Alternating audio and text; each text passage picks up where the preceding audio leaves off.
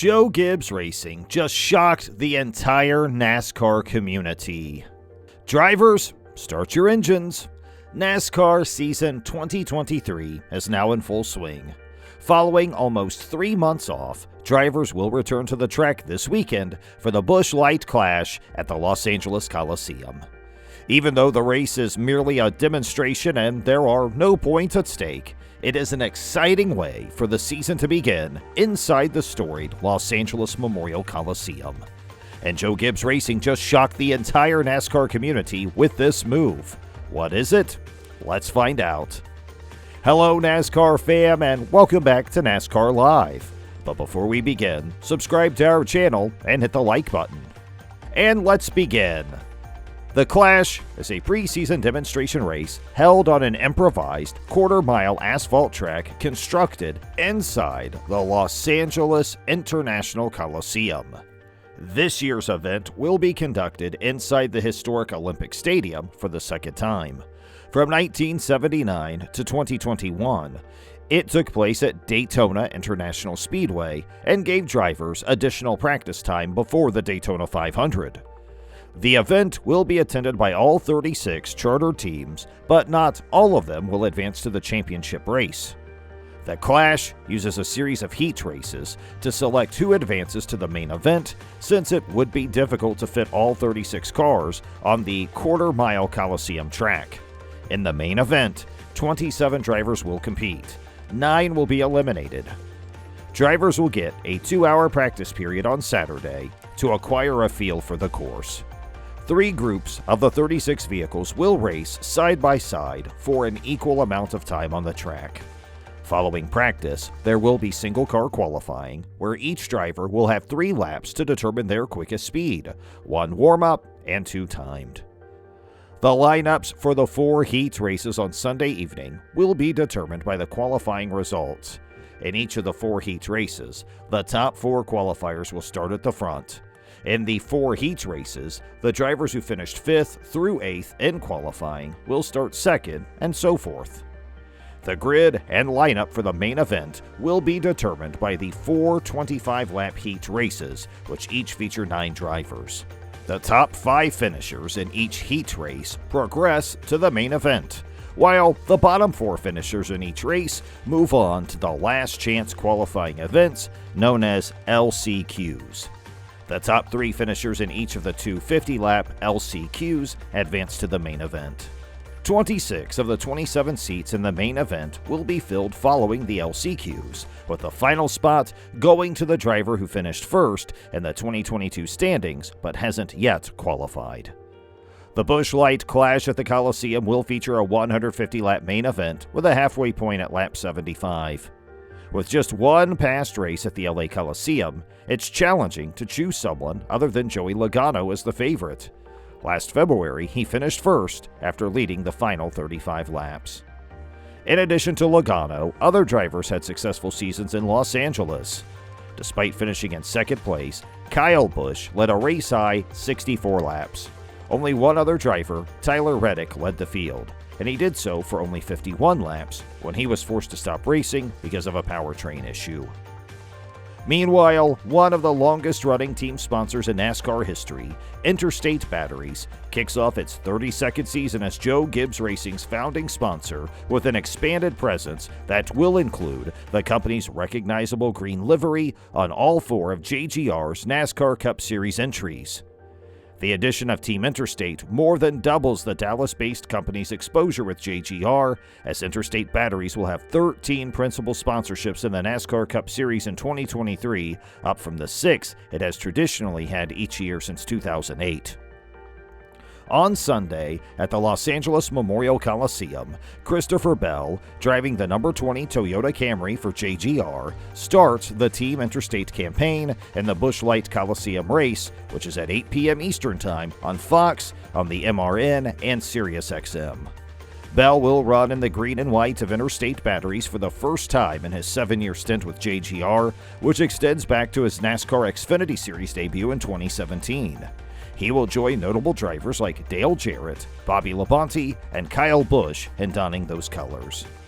And last, on February 19th, When Ty Gibbs's number 54 Toyota Camry competes in the Great American Race, Interstate Batteries will make its first appearance as a co-primary sponsor in the Daytona 500 race since 2007. Because they won their first race together 30 years ago in the 1993 Daytona 500 with Jarrett, the Daytona 500 will always have a particular place in the histories of Interstate Batteries and Joe Gibbs Racing. Although veteran drivers Denny Hamlin and Martin Truex Jr. will each hold a primary sponsorship from Interstate Batteries, Bell and Ty Gibbs will compete in the majority of the events sponsored by Interstate Batteries. On the March 26th at the Circuit of the Americas in Austin, Texas, Hamlin, a 48-time NASCAR Cup Series winner, will operate the number 11 Interstate Batteries Toyota Camry. The number 19 Interstate Batteries Toyota Camry will be driven by Truex, the 2017 NASCAR Cup Series champion, on July 23rd at Pocono Raceway. One of the great strengths of our partnership with Joe Gibbs Racing over the last 31 years is the way the sponsorship with them has evolved and changed as our needs as a company and brand have evolved. The expansion of Team Interstate on all 4 JGR cars during 2023 is the next step in the evolution of our sponsorship, according to Norm Miller, Chairman, Interstate Batteries. The JGR and NASCAR assets are continuously being used in inventive ways by our team so that we can open up new accounts and increase battery sales. We really believe in our relationship in the NASCAR sport, so when we had the chance to quadruple the number of races for which we would serve as the principal sponsor and return to participating in championship-level events like the Daytona 500 and the Coca-Cola 600, we knew it made sense. We genuinely consider all 4 teams to be a part of our family because we've been with Joe Gibbs and JGR from the start, so it's incredibly exciting that the stars have aligned and we can become the major sponsor of every JGR team for the first time ever. In the NASCAR All-Star Race on May 21st at North Wilkesboro Speedway, Bell made a comeback in the Interstate Batteries colors after competing at the LA Coliseum. When he competes in the Coca-Cola 600 on May 28th at Charlotte Motor Speedway, the 4-time Cup Series race winner keeps his Interstate Batteries livery for a second consecutive week. On September 24th at Texas Motor Speedway in Fort Worth, and on October 29th at Martinsville Speedway, Bell competed in his final 2 Interstate Batteries races. Ty Gibbs will compete in the Food City Dirt Race on April 9th at Bristol Motor Speedway, the Nashville Superspeedway on June 25th, the inaugural Chicago Street Race on July 2nd, Texas September 24th, and the Charlotte Motor Speedway Roval on October 8th. These events are all part of his schedule in the Interstate Batteries races. Our motto at Interstate Batteries is outrageously dependable, and this expanded partnership with Joe Gibbs Racing drives home that point. We are incredibly proud of our association with JGR. It's a program that for more than 3 decades has resonated with our dealers, distributors, and customers, says Lane Hancock, Chief Operating Officer of Interstate Batteries. It's a winning combination, galvanized by the personalities we've been associated with at JGR, and it all begins with Joe Gibbs. His vision and his ability to put the right people in the right places have made his team and our program a massive success. Expanding our presence with JGR allows us to reap the benefits of the organization's entire effort, and we're blessed to have such a talented group of racers represent Interstate Batteries. In 1992, JGR received support from Interstate Batteries. JGR has won 200 Cup Series races, including 4 Daytona 500s and 5 Cup Series championships in the 31 years that have come after. Bobby Labonte's April 21st, 1995 Martinsville pole position, Jarrett's 1992 Daytona 500 victory, and Jarrett's 2000 Cup Series championship all occurred while Interstate Battery served as the team's major sponsor. JGR's race victory total more than doubles to 413, with 200 in the Cup Series, 193 in the Xfinity Series, and 20 in the ARCA Menard Series, with 12 overall championships when all of its accomplishments across all the NASCAR series in which it competes are tallied, that being 5 in Cup, 6 in Xfinity, and 1 in ARCA. We are extremely proud of our partnership with our founding sponsor, Interstate Batteries, according to Joe Gibbs, owner of Joe Gibbs Racing.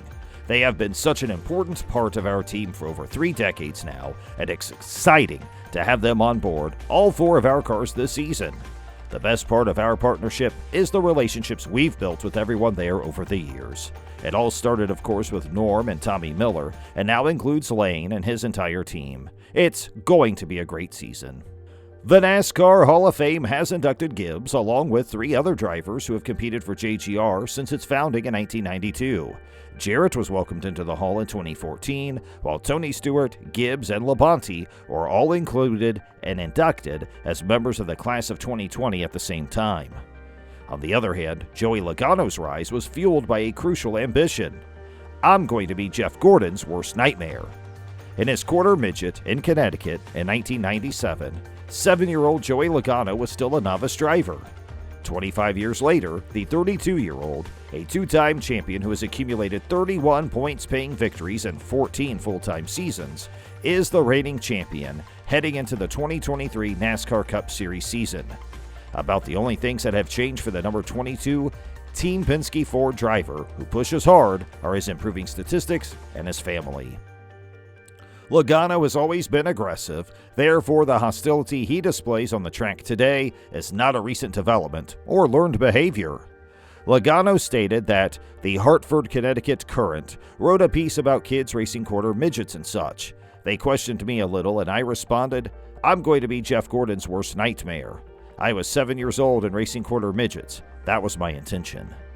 The author of that essay, Sean Cordish, recalls vividly his first visit to Tom Logano's store in Portland, Connecticut. The enormous sanitation company that the elder Logano owned and ran was headquartered in a pretty significant facility, which was less of a race shop and more of a corporate headquarters. Oh, and the quarter midget racers from the family. I met Tommy and met Joey and Deb, Joey's mother, and Joey was very quiet, he said in a report.